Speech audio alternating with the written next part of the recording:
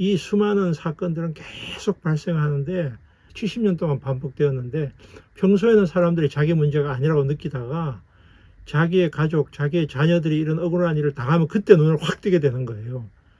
그렇기 때문에 이거는 피해자들의 유족들의 문제가 아니라 시민사회 일반이 여기에 대해서 관심을 가져야 될 사안이에요.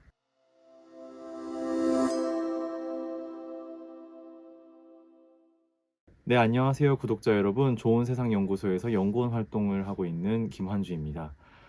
지난 10월 13일이죠. 국정감사에 나온 김광동 진실화해를 위한 과거사 정리위원회 위원장이 한국전쟁기에 발생한 민간인 학살과 관련해서 적대 세력에 가담해서 방화와 살인을 저지르는 가해자에 대해서는 당시 상황에서 즉결 처분이 가능했다라고 말을 해서 논란이 일고 있습니다. 그동안 진실화해위원회에서는 민간인 학살 사건에 대해서 전시였더라도 민간인 학살 행위는 명백한 범죄 행위였다라고 내린 결론을 가지고 국가 폭력계 희생자들을 조사하면서 진상을 규명하고 있었습니다. 그런데 새로 취임한 김광동 위원장은 기관의 목적과 설립 근거를 뒤집어버리는 그런 발언을 하게 된 것이죠. 이번 논란에 대해서 김동춘 교수님과 함께 이야기를 나눠보고자 합니다. 김동춘 교수님은 실제로 진실화해위원회에서도 활동을 하신 경력이 있다 보니까 김동춘 교수님의 생각 그리고 의견에 대해서 한번 들어보면 좋을 것 같아서 이 자리를 모시게 됐습니다. 네.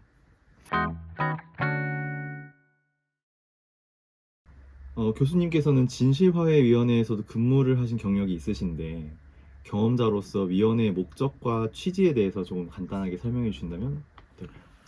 예, 진실화해위원회에 제가 2005년 12월부터 2009년 11월까지 상임위원으로 일을 했고요. 그 민간인 학살 사건 진상규명 조사를 제가 지휘를 했습니다. 그래서 이 위원회는 2000년부터 2004년까지의 입법투쟁을 거쳐서 만들어진 조직입니다. 즉, 이 입법투쟁은 당시에 제가 활동을 했던 민간인 학살 범국민의원이라는 한 조직에서 그 한국전쟁기에 억울하게 죽은 특히 군인과 경찰, 한국군에 의한 희생자들의 명예회복을 위해서 그리고 그 사람들의 억울한 죽음에 대한 진상규명을 통해서 역사의 진실을 밝히고 그걸 통해서 우리 사회에서 그동안 이 빨갱이 가족으로 몰렸던 사람들에 대한 사회적인 위로, 그 다음에 화해, 그리고 궁극적으로는 평화를 이루기 위한 그런 작업으로 만들어진 법이고, 그래서 이 사람들이 당한 고통을 국가가 공식적으로 인정하고 이 부분들에 대한 억울한 죽음의 진상을 밝히는 것이 이 위원회의 애초의 목적입니다. 네, 그런 목적을 가지고 있는 조직임에도 불구하고 최근에 임명된 김광동 위원장의 발언은 굉장히 국회에서도 논란이 되고 있는데요. 전시 상황에서는 즉결 처분이 가능하다라는 김 위원장의 발언은 사실인가요? 바로 이제 이런 발언을 잘못된 것이라고 하는 것을 밝히기 위해서 만들어진 게 진실화해위원회입니다. 우리 사회가 지난 50년 혹은 70년 동안 바로 이런 논리에 의해서 움직여져 왔고요. 그래서 전시에 법적 절차 없이 죽여도 죄가 되지 않았다라고 하는 것이 잘못되었다라고 하는 것을 밝히기 위해서 만들어진 게 이 위원회예요. 그리고 그것이 잘못된 것은 당시에 1950년 당시의 법에 의해서도 잘못된 것이다. 한국 정부가 제네바 협약에 이미 전쟁 이전에 가입을 했습니다. 그래서 전쟁 범죄를 저지르면 이 양측, 북한 측이나 한국 측이나 중국 측이나 미국 측이나 국제사회에서 단죄를 받게 돼 있어요. 그 다음에 한국의 법에서도 이제 당시 계엄이 선포된 상황인데 계엄령이나 비상사태와의 특별조치령이 주로 학살의 근거가 된 것인데 이 법 어디에도 적에게 부역한 사람들, 적에게 협력한 사람들은 즉결 처분을 할 수 있다라고 하는 조항이 없습니다. 그러니까 전시라고 하더라도 그 비무장 민간인에 대해서는 재판 절차를 거쳐서 만약에 처형을 한다 그러면 그렇게 해야 되는 것이죠. 그걸 대한민국 정부 알고 있었어요. 그렇기 때문에 대한민국 정부는 국군과 경찰이 학살한 것을 어떻게 하든지 감추려고 했다는 모든 증거가 있습니다. 감추려고 했다는 말은 그것이 불법이라는 것을 정부가 알고 있었기 때문입니다. 그러니까 이런 발언은 이 위원회의 설립 취지를 완전히 뒤집는 것이라고 생각되고 60, 70년 동안 한국 사회를 움직여온 바로 이 불법적인 이 학살을 오히려 정당화하는 그런 논리라고 생각해요. 말씀하신 것처럼 제네바 협약도 그렇고 어쨌든 국제법적인 또는 국내법적으로 전쟁 범죄는 해서 안 된다. 민간인 학살을 함부로 해서는 안 된다라는 것을 알고 있었음에도 또는 그런 것이 명시가 돼 있음에도 불구하고 이런 발언들이 계속 나오는 근거는 뭐라고 보시나요? 그러니까 우리 사회에서 대개 그 학살의 가해자들, 그 군이나 경찰 출신들이나 당시 이승만 정부가 가졌던 생각들이죠. 그러니까 전쟁 상황이니까 우리가 적에게 협력하는 민간인들도 적과 같이 취급할 수 있다라고 하는 생각이 이승만 정부 당시에 군과 경찰의 지휘부에 깔려 있었고 그런 논리 때문에 사실 학살을 한 것이죠. 그리고 그 이후에도 마찬가지로 이 군사 정권 하에서 민주화 운동했던 사람들에 대해서 고문을 하거나 그 감옥에서 의문사를 당한 사람들의 공통 그게 논리는 뭐냐면은 빨갱이는 죽여도 돼라는 논리예요. 그러니까 이 위원장의 이 발언은 뭐 어떤 의도가 평소의 소신일 수도 있고 아니면 어떤 의도를 가진 것일 수도 있는데 어쨌든 진실화위원회 존립 근거 자체를 부정하는 발언이라는 것은 틀림없는 사실입니다. 그럼 이 김 위원장의 발언은 민간인 학살을 정당화하는 것으로 이해해야 되는 걸까요? 예, 그렇게 볼 수 있을 것 같아요. 특히 이제 아마 이제 유족들을 만난 자리에서 이런 발언을 한 걸로 보도가 되었는데 유족들이라고 하는 것은 대체로 여러 부류가 있습니다만 특히 부역 사건이라고 알려진 이 부역 사건이라 하면 인민군이 6.25 당시에 3개월 동안 서울을 점령했을 때 그쪽에서 인민군이나 북한에 대해서 협력을 했던 사람들입니다. 이 사람들이 다시 국군이 들어왔을 때 이 사람들은 죽여도 좋다라고 하는 것인데 실제로 부역 사건은 대부분은 그 정말로 적극적 부역을 한 사람은 이미 다 월북을 했거나 피신을 했고 국군이 들어오는 그 자리 현장에서 총살당하기도 했습니다. 그런데 대부분 부역 사건의 사망자들은 그의 가족들입니다. 대부분의 사람들은 통치 체제가 완전히 바뀌었으니까 생존을 위해서 어쩌다 협력하지 않을 수 없었던 사람들이 있는 게 사실이죠. 정치적인 반대 세력들에 대해서는 법이 적용되지 않는다. 법을 적용하지 않고도 이 사람들을 처벌할 수 있다. 라고 하는 식의 탈법적인 절멸시키는 것이 정당하다. 라고 하는 그 논리와 동일한 겁니다. 기본적으로. 말씀해 주신 것처럼 4.3 사건도 그렇고 또 한국전쟁기에 발생한 민간인 학살 또 뒤에 민주화 운동 때 벌어진 어떤 고문이나 국가폭력들 이런 것들이 아직 조사조차 이루어지지 않은 것들도 많다고 알고 있는데요. 그럼에도 불구하고 이런 김 위원장의 발언이나 행동을 미루어 볼 때 이번 정부의 국가폭력 진상 활동은 어떻게 되리라고 보시나요?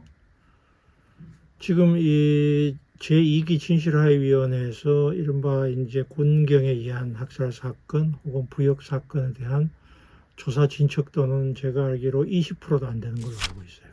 조사를 안 하는 거죠, 말하자면. 그러니까 주로 적대 사건, 즉 인민군에 의한 피해 사건만 주로 조사를 하고 이 부분은 거의 방치하고 나중에는 이게 오래된 사건이니까 우리가 진실 규명을 할 수 없다. 증언이 없다, 자료가 없다, 이런 이유로 이제 아마 이제 활동이 아마 1년 정도도 안 남은 걸로 알고 있는데 아마 다 불능 처리할 것 같아요. 그렇게 해서 이제 아마 마무리를 하려고 하는 수순이 아닌가 그렇게 볼 수가 있고요.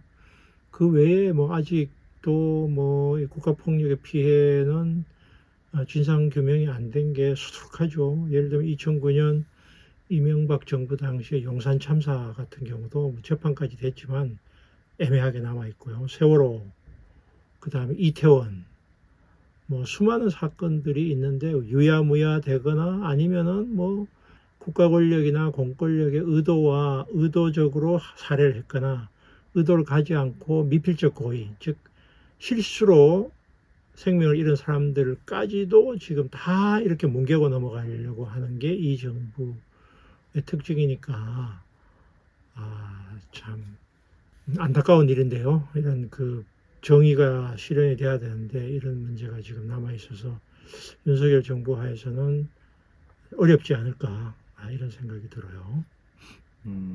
말씀으로 언급을 지금 해주셨지만 국가폭력 진상 활동이 되어야 하는 이유는 뭐라고 생각하시나요? 기본적으로 사회 정의죠. 예를 들면 공권력에 의해서 억울하게 죽거나 혹은 공권력이 일을 잘못해가지고 억울하게 국민들이 죽었으면 그건 당연히 공권력이 거기에 대해서 진상규명하고 사죄해야 되고 피해자들의 보상해야 되는 게 맞는 거죠. 만약에 그게 안 된다면 도대체 이런 국가가 왜 필요하냐 말이에요. 국가가 존재할 이유가 없잖아요. 국가의 기본이에요. 이거는 정의고 국민들에 대한 생명권의 보호 차원에서 이거는 기본인데 그게 안 지켜지면 국민들이 국가를 신뢰하지 않고 그게 가장 위험한 일이라고 생각해요. 미국 한번 보세요. 6.25 전쟁 때 죽은 유해 한국까지도 다 실어가지고 가서 거기서 안장을 하려고 하는데 그 한 사람의 목숨이 그렇게 중요하다는 걸 소중히 여긴다라고 하는 측면보다는 국민들에 대한 일종의 이거를 국가가 어떤 존재인가를 보여주기 위한 거예요. 우리가 이렇게 책임져 줍니다, 여러분들. 그걸 보여주기 위해서 저렇게 6.25 전쟁 때 전사한 미군들 유해 하나하나까지 북한에게 요구해가지고 다 송환하는 거예요.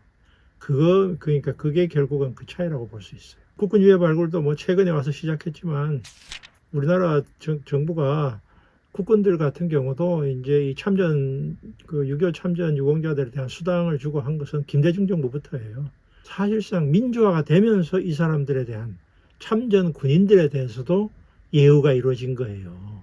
그리고 국군에 대해서 뭐 이제 말로는 떠드는 이런 우리나라 보수 언론 같은 경우도 보통 이 억울한 병사들 문제 같은 경우는 제대로 케어하거나 그걸 주목한 적이 없습니다. 그러니까 결국은 그런 도덕적인 부분들을 바로 세우기 위한 것이 바로 이런 국가폭력에 대한 희생자들에 대한 진상규명과 거기에 대한 적절한 보상 조치라고 생각해요.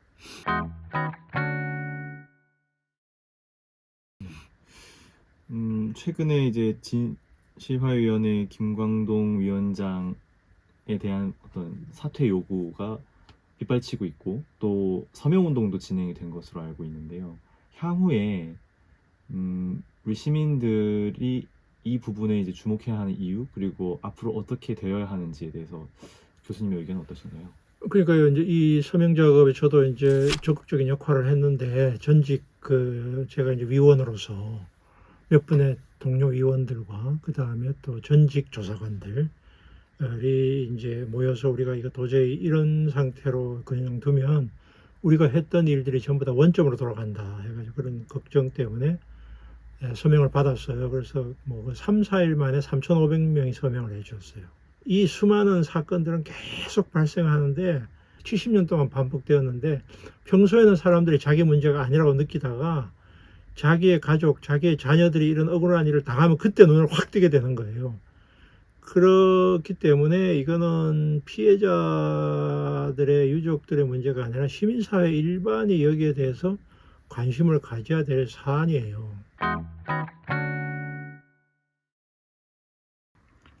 네, 지금까지 전직 진실화해위원회의 위원이셨던 김동춘 교수님 모시고 김광동 위원장 논란에 대해서 이야기를 나누어 보았습니다. 앞으로도 김동춘의 좋은 세상 만들기, 한국 사회의 다양한 문제와 현상들을 교수님과 함께 이야기 나누는 그런 시간들을 계속 갖도록 하겠습니다. 네, 감사합니다.